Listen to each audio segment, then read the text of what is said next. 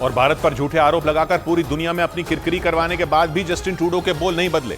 उन्होंने एक बार फिर पूरी दुनिया के सामने वही झूठ दोहराया कि कनाडा में हुई हरदीप सिंह निज्जर की हत्या में भारत का हाथ है, जबकि भारत कनाडा के सफेद झूठ को सिरे से नकार चुका है। लेकिन इसके बावजूद न्यूयॉर्क में एक प्रेस कॉन्फ्रेंस में ट्रूडो ने दोबारा सरेआम अपना वही पुराना राग अलाप दिया जो उन्होंने अपनी संसद में रोया था। There are credible reasons to believe that agents of the government of India were involved. America से लेकर ब्रिटेन तक कनाडा के किसी भी साथी ने ट्रूडो के झूठ में उनका साथ नहीं दिया, मगर अलग थलग पड़ने के बावजूद ट्रूडो अपना बयान वापस लेने को राजी नहीं। इस बीच खुफिया एजेंसियों के सूत्रों ने दावा किया कि कनाडा में फल फूल रहे ड्रग्स के धंधे के पीछे वहां पनाह लिए सिख समुदाय के तस्कर हैं। बताया गया कि कनाडा में बसे भारतीय मूल के लोगों ने वहां ड्रग्स का धंधा शुरू किया था और उनके तार कहीं न कहीं पाकिस्तान की खुफिया एजेंसी आईएसआई से जुड़े हैं। यानी कनाडा में एक्टिव सिख ड्रग तस्करों के सिर पर आईएसआई का हाथ है। खुफिया एजेंसियों के सूत्रों ने खबर दी कि पंजाब और कनाडा में पंजाबी ड्रग्स तस्करों का काफी मजबूत नेटवर्क है, जो कि अमेरिका, मेक्सिको और पाकिस्तान से कनाडा में ड्रग्स पहुंचाते हैं। कनाडा के अंदर एंट्री होने के बाद ड्रग्स की इस तस्करी का जरिया बनते हैं ट्रक, और कनाडा में सिख समुदाय के ज्यादातर लोगों का ट्रकों का ही बिजनेस है। 2 साल पहले कनाडा में पुलिस ने ड्रग्स तस्करी के आरोप में 20 लोगों को गिरफ्तार भी किया था, जिनमें 9 का पंजाब से ताल्लुक था। पुलिस ने उनसे 1000 किलो से ज्यादा ड्रग्स बरामद किए थे। और खुफिया एजेंसियों के सूत्रों ने खबर दी कि कनाडा में खालिस्तानी आतंकी सुक्खा की हत्या के बाद लॉरेंस बिश्नोई गैंग का नाम लेकर उसकी जिम्मेवारी लेने वाली जो पोस्ट डाली गई वो फर्जी हो सकती है। बताया गया कि खुफिया एजेंसियों को शक है कि वो पोस्ट लॉरेंस बिश्नोई के गैंग नहीं डाली, बल्कि उसका नाम इस्तेमाल करके किसी और ने जांच एजेंसियों को गुमराह करने की कोशिश की।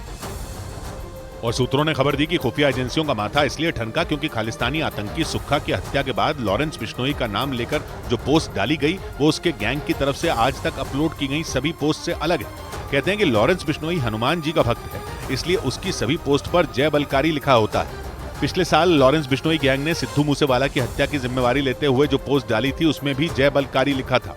लेकिन जब सुक्खा की हत्या में गैंग की तरफ से अपना हाथ होने का दावा किया गया तो उस पोस्ट में जय बलकारी की जगह जय महाकाल और जय श्री राम लिखा नजर आया, जो कि कभी नहीं होता। इसी वजह से खुफिया और जांच एजेंसियों की एक टीम अब जेल में बंद लॉरेंस से इस पोस्ट के बारे में पूछताछ करेगी। उधर खुफिया एजेंसियों के सूत्रों ने खबर दी कि जब से जस्टिन ट्रूडो ने कनाडा के प्रधानमंत्री का पद संभाला है तब से वहां कानून व्यवस्था लगातार बिगड़ती जा रही है। वहां पुलिस कर्मियों की भारी कमी है। ऐसी कमी की अपराधी ही पुलिस पर भारी पड़ रहे हैं, मगर अपना घर संभालने के बजाय ट्रूडो भारत पर झूठे आरोप लगाने में लगे। जबकि खुफिया एजेंसियों के सूत्रों ने बताया कि कनाडा में बढ़ते अपराध बहुत बड़ा मसला बन चुका है और वो इसलिए बना है क्योंकि कनाडा में पुलिस की भर्ती ही रोक दी गई है। इसकी वजह यह है कि पुलिस कर्मियों का वेतन देने के लिए कनाडा की सरकार के पास पैसा ही नहीं है।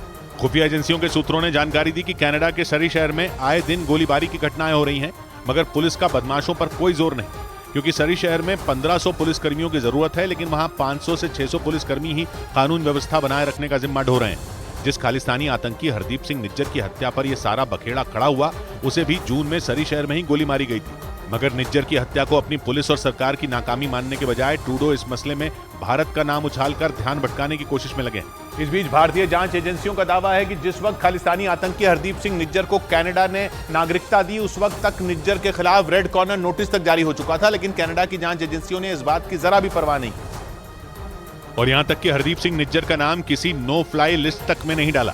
निज्जर के खिलाफ नवंबर 2014 में इंटरपोल ने रेड कॉर्नर नोटिस जारी किया था। रेड कॉर्नर नोटिस के लिए भारतीय एजेंसियों ने इंटरपोल को निज्जर के खिलाफ सबूत मुहैया कराए थे और प्रक्रिया का पालन करते हुए सबूतों की जांच करने के बाद रेड कॉर्नर नोटिस जारी कर दिया गया। लेकिन कनाडा की एजेंसियों ने रेड कॉर्नर नोटिस की परवाह न करते हुए फर्जी दस्तावेजों के आधार पर निज्जर को कनाडा की नागरिकता दे दी, जबकि हरदीप सिंह निज्जर इससे पहले 2 बार कनाडा की नागरिकता हासिल करने की नाकाम कोशिश कर चुका था। एक बार तो उसने कनाडा की ही नागरिक एक महिला से शादी कर नागरिकता हासिल करने की कोशिश की थी, लेकिन तब भी उसे कामयाबी नहीं मिली थी। हैरानी की बात यह कि निज्जर से जुड़े सारे तथ्यों को जानते हुए भी कनाडा की जांच एजेंसियों ने उसे संरक्षण और नागरिकता दोनों दे दी। इधर खुफिया सूत्रों के हवाले से खबर है कि पाकिस्तान में बैठे अंडरवर्ल्ड डॉन दाऊद इब्राहिम से जुड़े कई गैंगस्टर और खालिस्तानी आतंकी जांच एजेंसी एनआईए की हिटलिस्ट में है, क्योंकि आरोप है कि ये लोग भारत का माहौल बिगाड़ने के लिए दाऊद के इशारे पर आतंकी साजिश रचने में जुटे हैं। और इसी वजह से इन गैंगस्टरों और खालिस्तानी आतंकियों पर लगाम कसने के लिए एनआईए ने पूरी तैयारी कर ली। एनआईए की तरफ से इनकी एक लिस्ट भी जारी की गई जिनमें ज्यादातर गैंगस्टर और आतंकी पंजाब के रहने वाले हैं। सूत्रों के मुताबिक एनआईए की नजर जेल में बंद गैंगस्टर लॉरेंस बिश्नोई और अमेरिका में छिपे गोल्डी बराड़ पर है। इसके अलावा एनआईए के रडार पर खालिस्तानी आतंकी अर्श डल्ला और कनाडा में छिपे लखबीर सिंह लांडा भी हैं। आरोप है कि ये चारों पाकिस्तान में छिपे दाऊद इब्राहिम से लगातार संपर्क में हैं और डी कंपनी के गुर्गों के साथ मिलकर भारत का माहौल खराब करने के लिए आतंकी साजिश रचने में जुटे हैं। आरोप ये भी है कि ये चारों पाकिस्तान की खुफिया एजेंसी आईएसआई और दाऊद के इशारे पर भारत में हथियार और ड्रग्स की तस्करी करते हैं। और कनाडा के साथ जारी तनाव के बीच महिंद्रा एंड महिंद्रा कंपनी के मालिक आनंद महिंद्रा ने कनाडा से अपना कारोबार समेटने का ऐलान कर दिया। कनाडा की एक कंपनी के साथ उनकी पार्टनरशिप थी, लेकिन कनाडा के साथ बिगड़े रिश्तों के बीच आनंद महिंद्रा ने इस पार्टनरशिप को खत्म करने का फैसला लिया। माना जा रहा है कि यह फैसला कनाडा की अर्थव्यवस्था के लिए झटका साबित हो सकता है।